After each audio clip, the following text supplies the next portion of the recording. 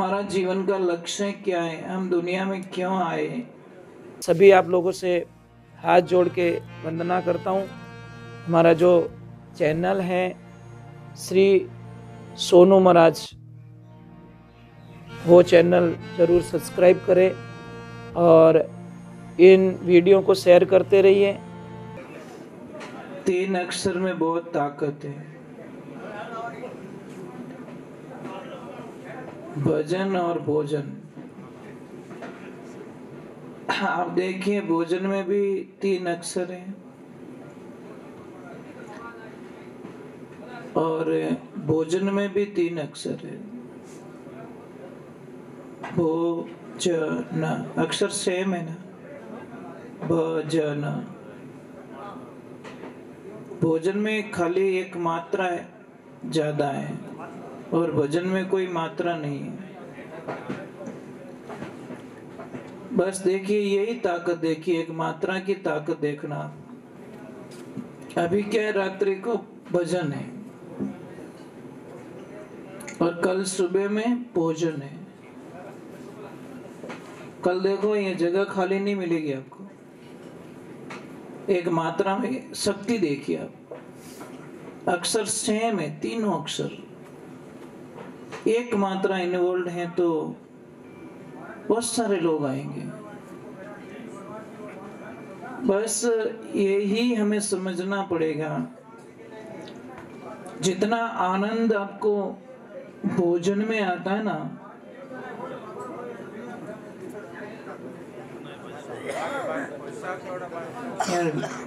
यार लड़े या को रोक ही नहीं सको। पहले बात री में कट लूण पत्तो नेक दियो नहीं, खाता ही रही जाओ। यहाँ से जिन वास्ते के एक तो रसोईया ने कदी नहीं छीजवणो, एक गाड़ी रा ड्राइवर ने नहीं छीजवणो। हाँ, की टेमरा रेस दबाए दे, न्यूट्रल कर दे गाड़ी के ले लेती जा। रसोईया ने छीजो तो वो किन टेमरा किन की चीज डाल दे मां, या तो मिर्चा पत्ती नहीं दी तो ही खावन नहीं सका। ये थोड़ा आनंद की बात हो गई। हमारा जीवन का लक्ष्य क्या है, हम दुनिया में क्यों आए, हमारा मेन उद्देश्य क्या है। अगर ये बात समझ में नहीं आती तो कोई मतलब नहीं है, सत्संग का अर्थ नहीं है। हाँ लाओ ठाको थे ठाको गणी बेटा, क्या करे महाराज, इतनी बेगी मत लाओ, सुबह जिमे उन्होंने कहो कि थोड़ा सा या तो थोड़ा तपेलो पड़ने ले जाओ उन साइड में थोड़ा जगह, क्या बोलिए बिना वही काम नहीं रहे महाराज। भीमी बोल नहीं पड़ी,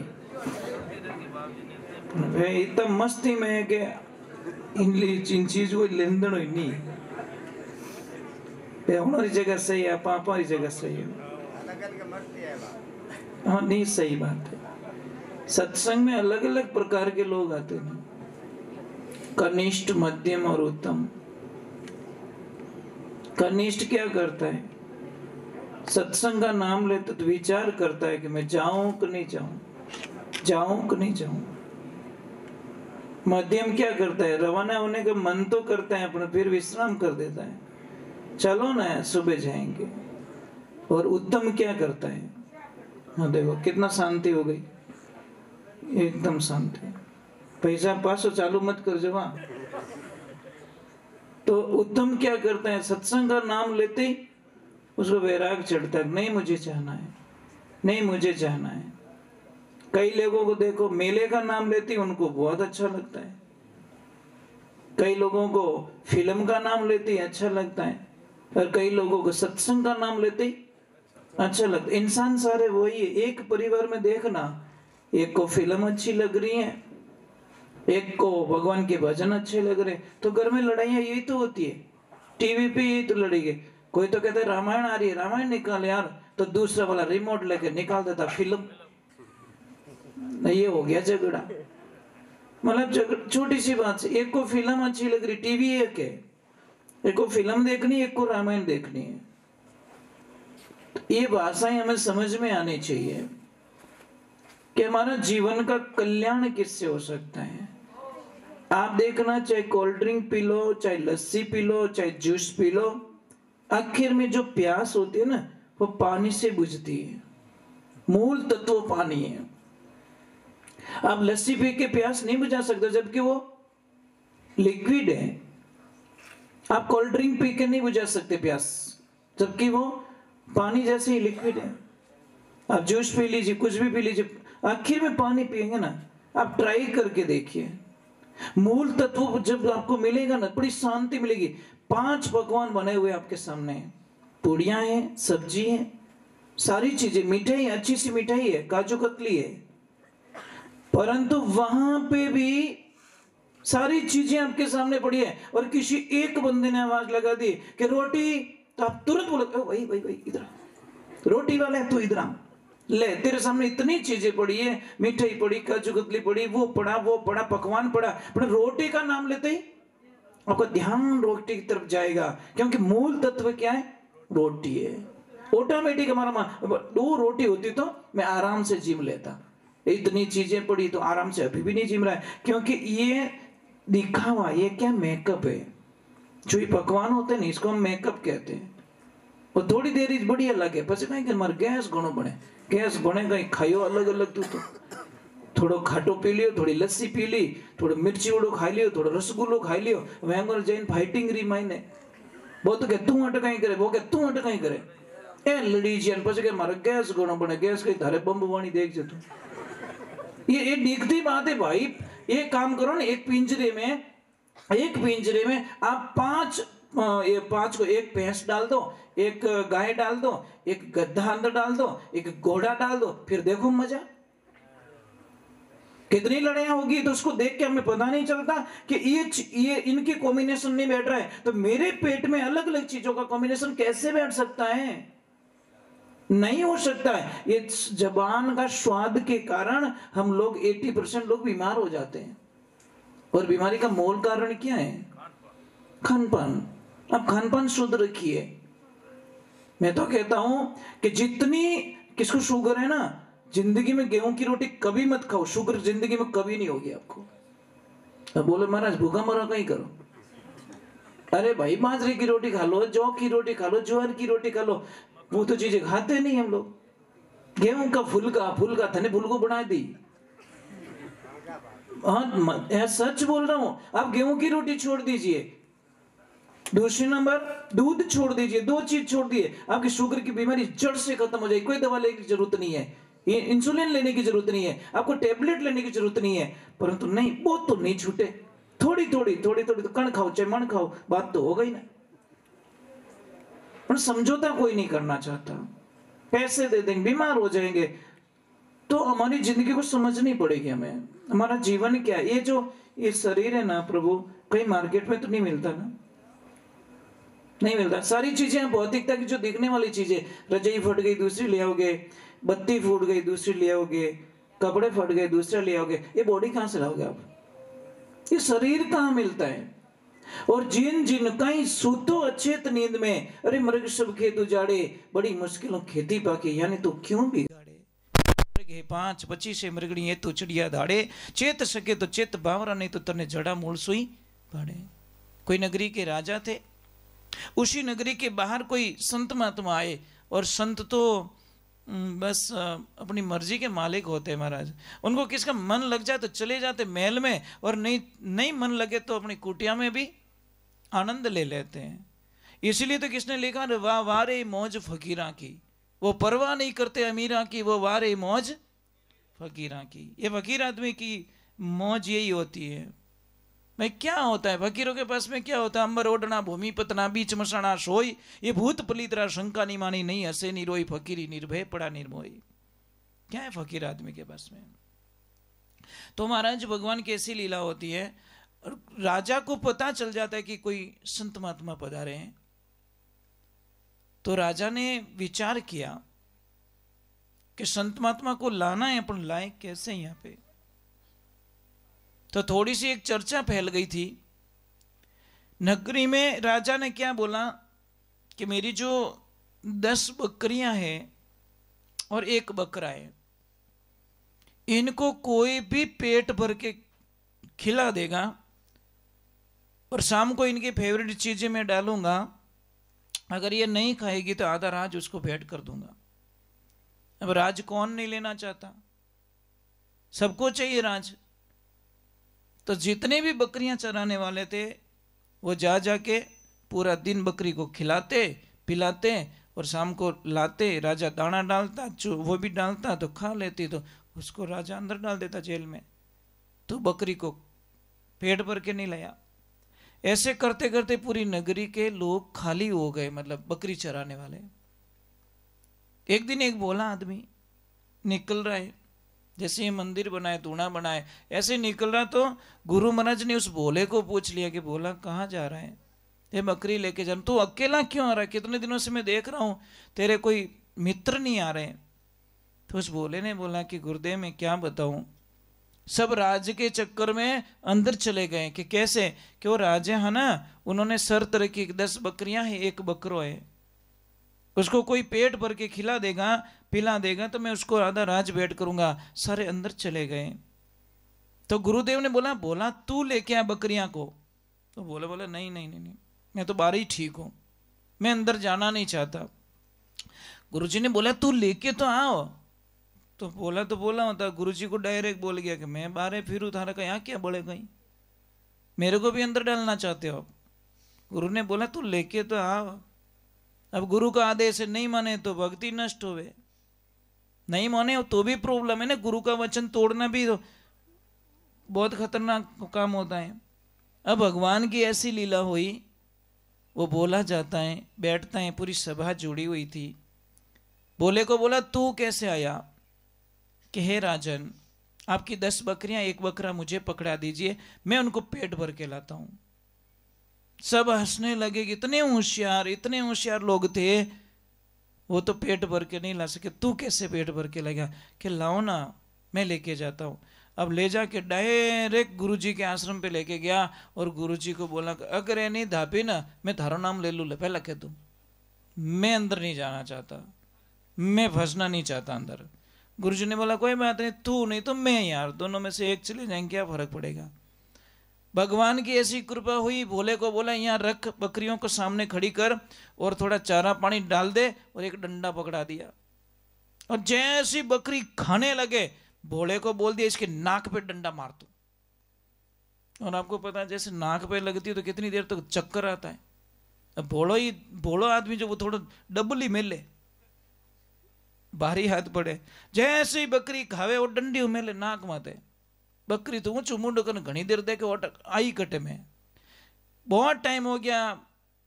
अब जैसे ही खाने लगे भोला डंडा बताता तो वो रुक जाती है। गुरुजी ने बोला कुछ हुआ, कि हुआ क्या गुरुजी, बराबर काम हुआ, एक ही नेड़ी नहीं आवे, तो बस तुझे कुछ नहीं करना, ले जा इस बकरियों को।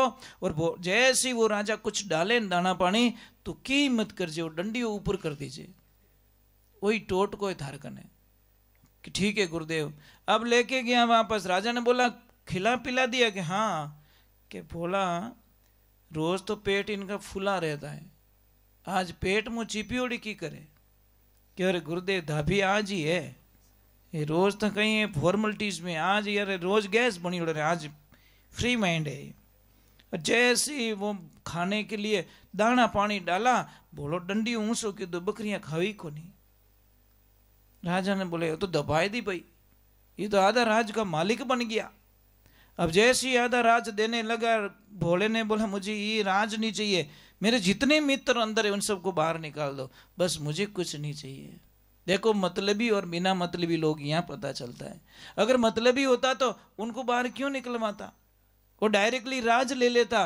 पर देखो उसकी भक्ति कितनी महान है, अपने लिए नहीं, बोला बाहर निकाल दे। महाराज भगवान की कृपा हुई और सारे लोगों को बाहर निकाल दिया। अब सारे लोग भोले को पूछ रहे तूने कैसे जीत लिया, तूने कैसे जीत लिया।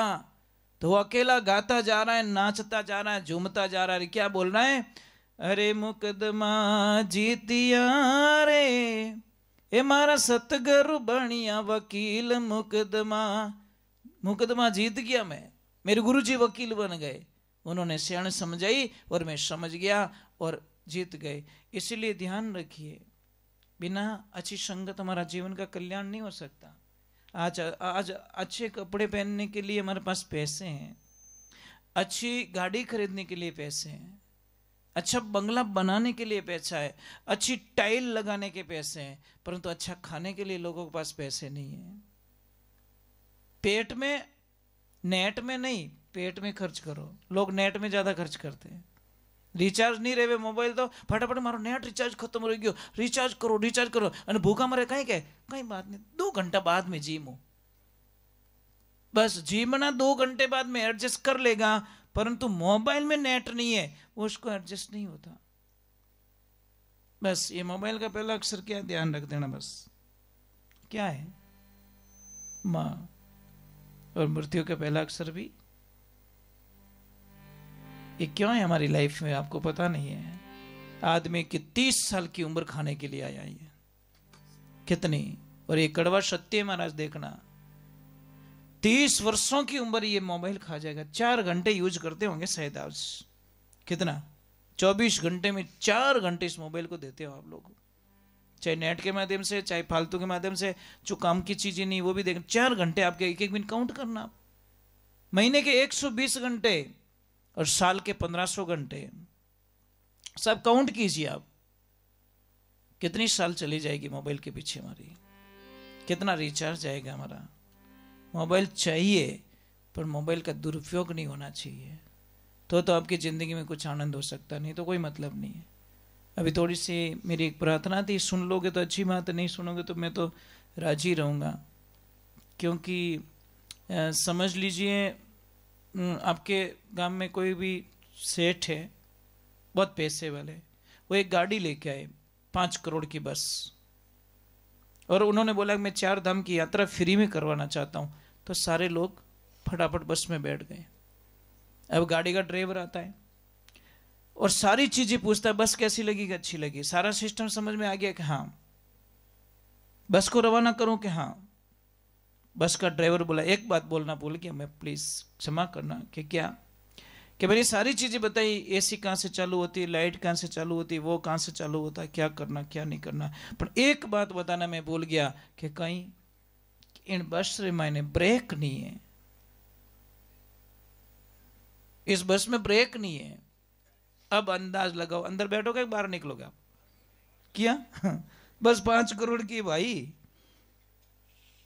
बैठोगे नहीं बैठोगे ना, क्योंकि ब्रेक, बस जिस बस में ब्रेक नहीं, उस पर बस में यात्रा नहीं करने चाहते।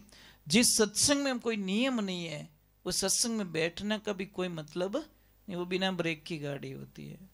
और नियम बहुत जरूरी है, आप अंदाजा लगाइए, बिना नियम का कोई भी चीज देखिए आप, ये लाइट लग रही नहीं, इसका एक तार बीच में से काट के देखो, लाइट बंद हो जाएगी, सप्लाई बंद, लाइट बंद, हमारा कांटेक्ट टूट जाता है। आप सूर्य के सामने मुड़ते नहीं और सूर्य के दर्शन करना चाहते हो, ये संभव नहीं है साहब, मुड़ना पड़ेगा, सन्मुख होना पड़ेगा।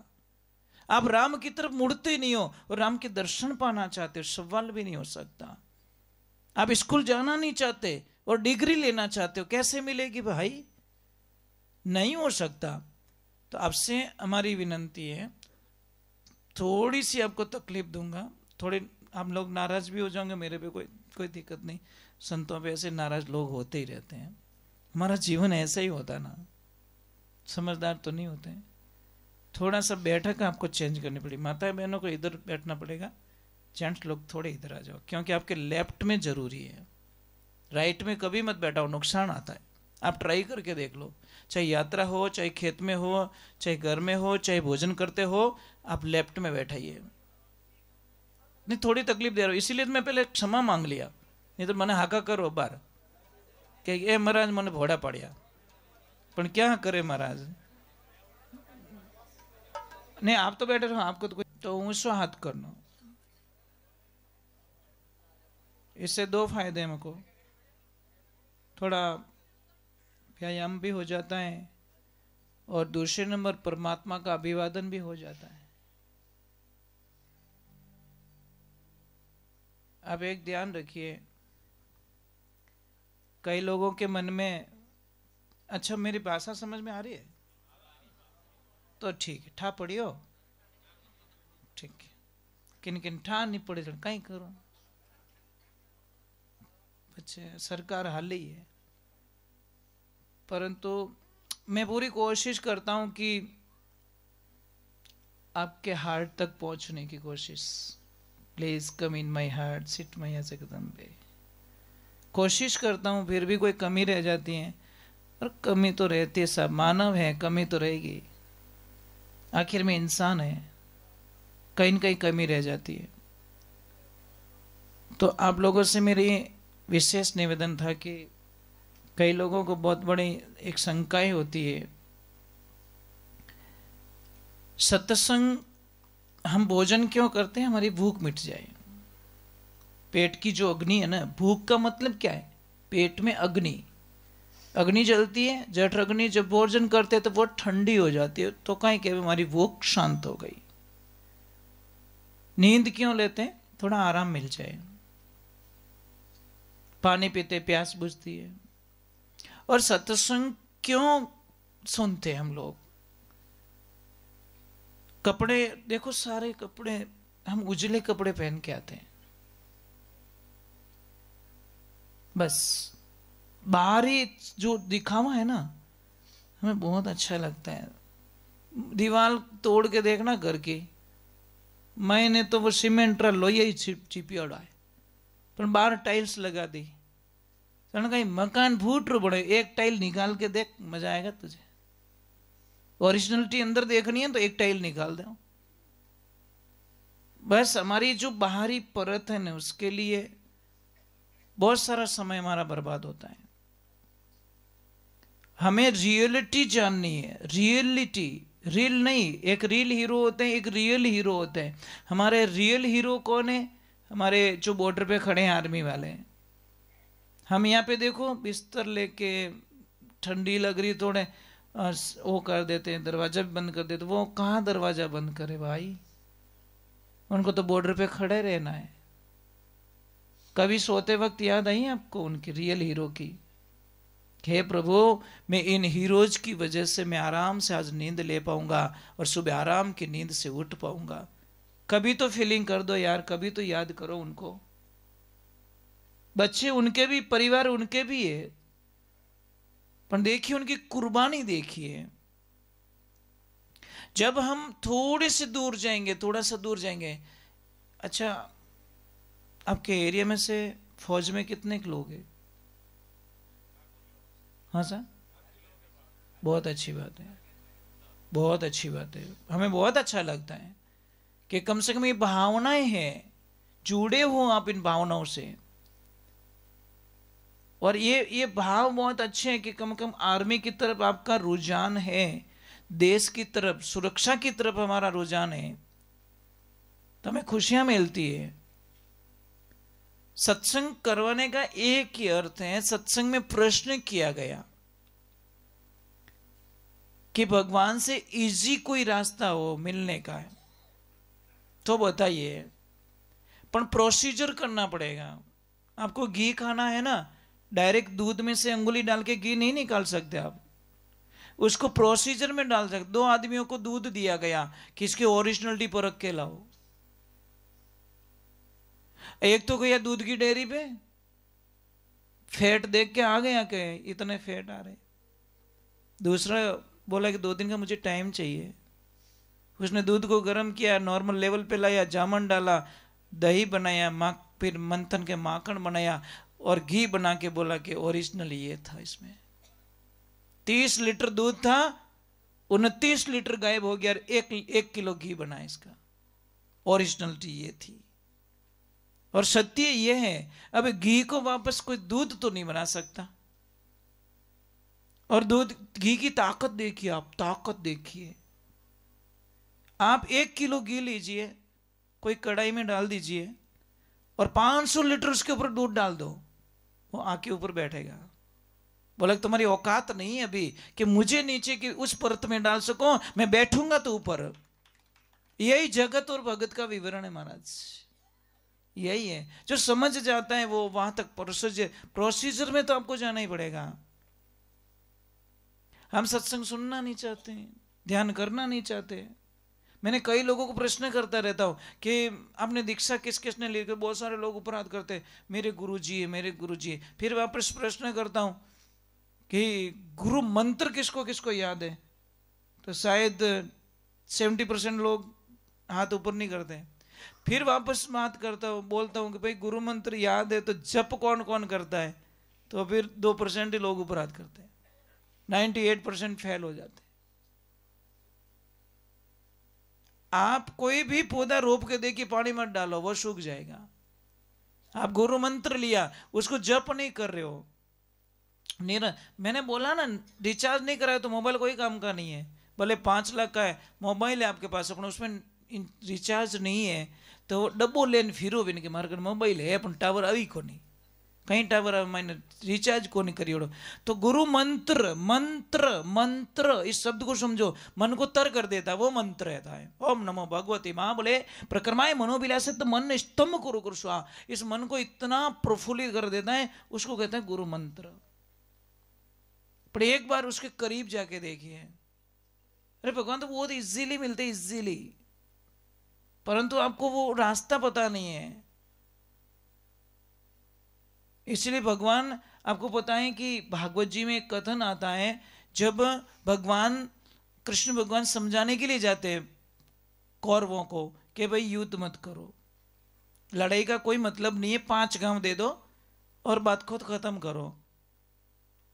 ये समझाने के लिए आने वाले थे कल, और आज का प्रोसीजर विदुर जी को पूछा गया कि विदुर जी आप अपनी नीति क्या कहते हो, आपका विचार क्या कहता है, हमें क्या करना चाहिए। तो विदुर जी ने डायरेक्ट धृतराष्ट्र को बोला कि दुर्योधन है ना, ये तुम्हारे पूरे वंश का विनाश कर दे, ये नाग है नाग, इसको बाहर निकाल दो, नहीं तो तुम्हारे पूरा वंश का विनाश कर देगा। ये बात दुर्योधन ने सुन ली कि काका रोटी हमारे खाते हो, भोजन हमारे खाते हो, नौकरियां करते हो और मेरी निंदा करते हो, चले जाओ यहां से। विदुर काका बड़े खुश हुए मन ही मन कि इन दुष्टों के जाल से निकलूं। जैसे ही गए घर पे, विदुरानी जी बोले कि आप इतने नर्वस क्यों लग रहे हो। कि विदुरानी, एक तरफ मुझे बहुत खुशी है और एक तरफ बहुत दुख है। कि क्या, कि एक तो उन दुष्टों से छुट्टी मिल गई इसलिए बहुत आनंद में हूं मैं, बहुत खुशी है मुझे, पर दूसरी दुख भी है मुझे कि एक दिन बाद में छुट्टी मिलती। कि क्यों, कि कल कृष्ण आने वाले हैं, उनके दर्शन हो जाते, उनसे भेंट हो जाती तो मन को बड़ी शांति मिल जाती। ऐसे बोलते बोलते विदुर काका के मन में आंखों में आंसू आ गए कि मेरे कृष्ण से नहीं मिल पाऊंगा मैं, कितना अभागा मैंने जीवन को निकाल दिया और लास्ट टाइम मुझे अलग कर दिया। एक दिन और देते मुझे, सिर्फ एक दिन, और फिर दूसरे दिन मुझे निकाल देते वहां से, पर मुझे एक दिन पहले निकाल दिया गया। अब देखिए विदुरानी जी का विश्वास, वो क्या कहती है कि चिंता मत कीजिए, आएंगे मेरे प्रभु, मिलेंगे हमसे।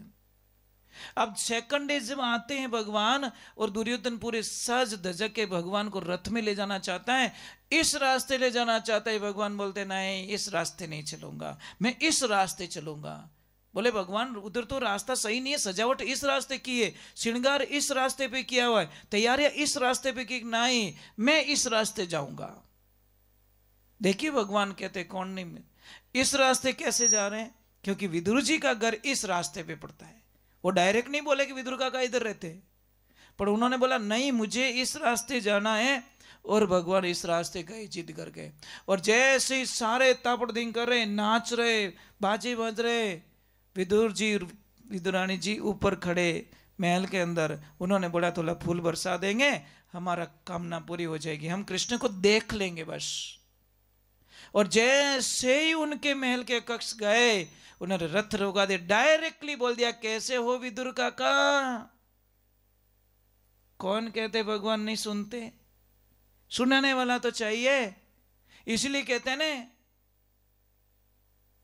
भाव के भूखे हैं भगवान।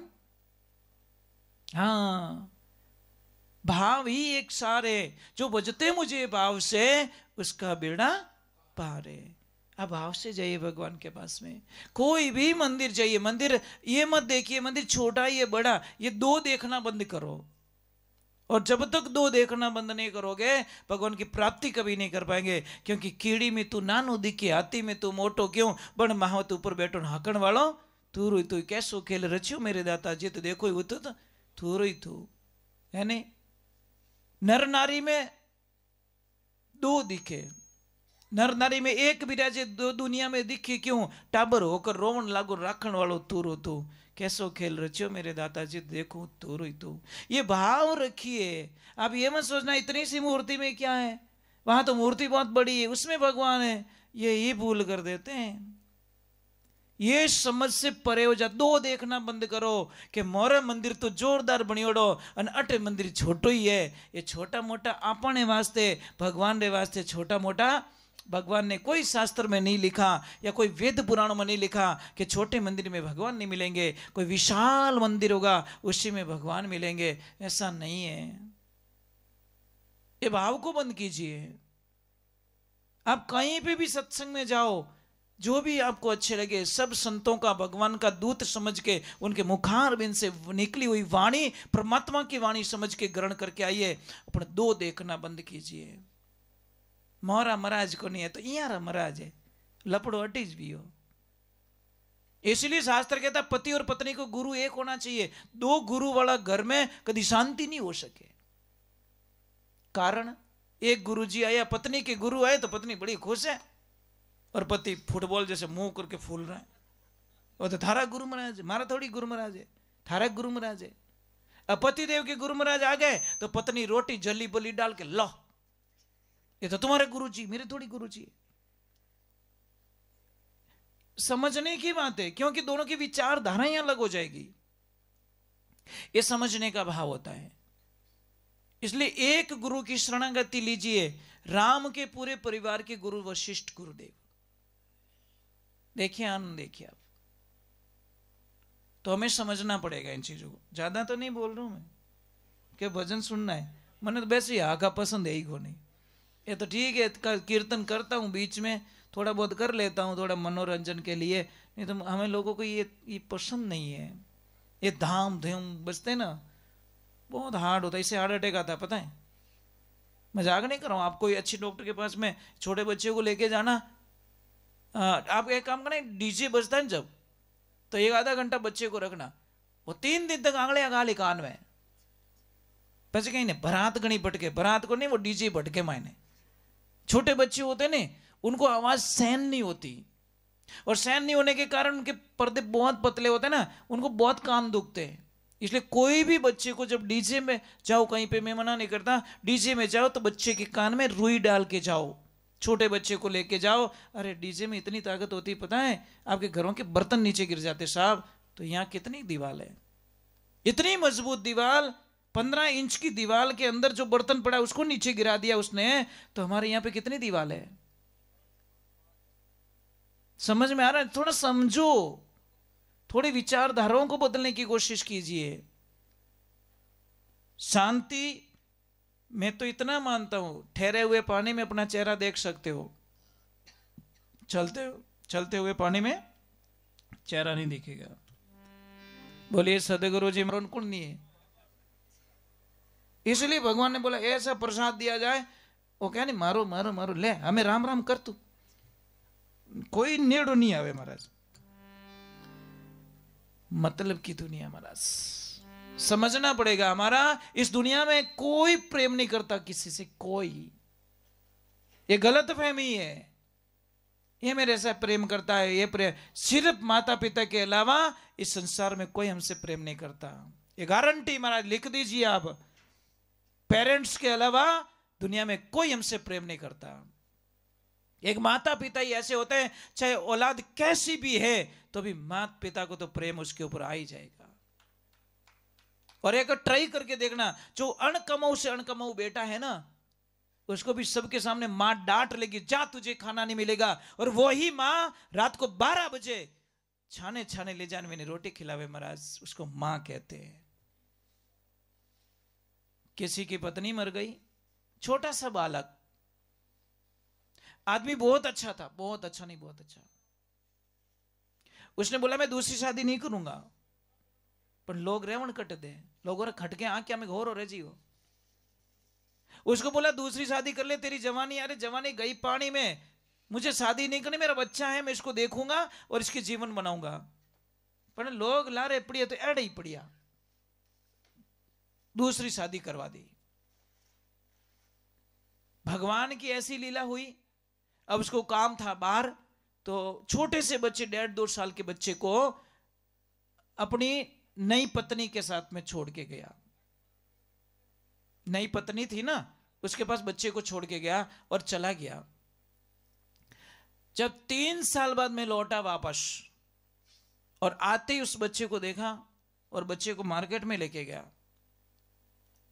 और उसको पूछा, बेटा तेरी वो मम्मी और इस मां में क्या अंतर है? अब बच्चे की बात सुनिए महाराज। बच्चा क्या बोल रहे, पिताजी वो मम्मी थी ना मेरी सगी मम्मी, वो बहुत झूठ बोलती थी, और ये नई वाली मां है ना एकदम झूठ नहीं बोलती। पापा पापा बोले क्या बोल रहा है तू? तेरी सगी मां झूठी थी और ये सच्ची है कि हाँ पापा मैं सच बोल रहा हूं। मेरी जो सगी मां थी ना वो बहुत झूठ बोलती थी, और ये नई मां है ना झूठ नहीं बोलती पापा। कि वो कैसे? कि मेरी जो सगी मां थी ना, कहीं पे भी कोई गलती हो जाती या कपड़े धूड़ में कर देता या कुछ गलती कर देता तो 2 झापट रख के बोलती, शाम को तुझे खाना नहीं मिलेगा। पापा बताएं, सुबह बोलती खाना नहीं मिलेगा, शाम को खाना खिला के सुलाती। तो झूठी थी ना पापा, वो झूठ बोलती थी ना। वो बोलती कि सुबह खाना नहीं मिलेगा, शाम को फिर भी वो खाना खिला के मुझे सुलाती थी। और ये मम्मी बोलती नहीं तुझे 2 दिन खाना नहीं मिलेगा, तो सच में पापा ये झूठ नहीं बोलती, 2 दिन खाना ही नहीं देती मुझे। फर्क इतना ही है। एकदम उस आदमी की आंखों में आंसू आ गए, अरे मेरे प्रभु वाह। इसलिए पेरेंट्स इज गॉड। मैं सिर्फ माता पिता को भगवान मानता हूं साहब। और जिस दिन आपको यह बात समझ में आ जाएगी माता पिता की, उस दिन दुनिया के बेताब बादशाह बन जाओगे आप। माता पिता की बातें क्यों कड़वी लगती हम लोगों को? क्यों पापा कुछ कहते तो गलत लगती, क्यों मम्मी कुछ कह देती है तो गलत लगती है? और जिन जिन बच्चों को माँ बाप की बातें खरी लगती है ना, देखना महाराज उनका तो भविष्य खराब हो चुका है। जिंदगी में कभी सक्सेस नहीं हो पाएंगे। ये ट्राई करके देखना। ये दिल है ना साहब, दुनिया वालों को देखे देखो, खेलेंगे तुम्हारे दिल से। ये दिल दुनिया वालों को दोगे तो दुश्मन तुम्हारे 1000 खड़े हो जाएंगे। ये दिल अगर मेरे प्रभु को दोगे तो चाहने वाले लाखों लाइन में खड़े हो जाएंगे। फर्क इतना ही पड़ेगा। ये दिल भगवान को दे के देखो, एक बार ट्राई करके देखो, एक बार प्रेम करके देखो मेरे प्रभु से, जिंदगी में बहुत खुशी आएगी। पर क्या करे, ये मोबाइल कहते हैं I miss you, I like you, मरो मरो बस, कुछ नहीं मिलने वाला है। बस मिलेगा तो परमात्मा की भक्ति के अलावा कुछ भी नहीं है। आप कहीं पे भी दिल लगा के देखो, रोने के अलावा कुछ नहीं मिलेगा साहब। और एक बार परमात्मा से प्रेम करके देखो। देखो यहाँ संतों की समाधि देखिए, इन्होंने परमात्मा से प्रेम किया, ईश्वर से प्रेम किया। आज हजारों साल वर्षों बीत गए तो भी उनका नाम ब्रह्मांड में कोई मिटा नहीं सकता। ये परमात्मा की भक्ति का आनंद है। जय हो। हाँ यहाँ पे लेके जी, बहुत बहुत धन्यवाद है आपको कि शायद जय हो जय हो। क्या बात है गुरुदेव के।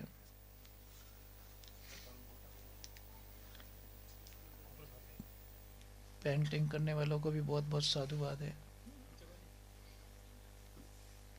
बनाने वालों ने दिल से बनाया ना, इसलिए नहीं ऊंच रही है, भाव से बनाया। जय हो। देखो अभी संत महात्मा की बात हुई और गुरु जी की तस्वीर सामने आ गई।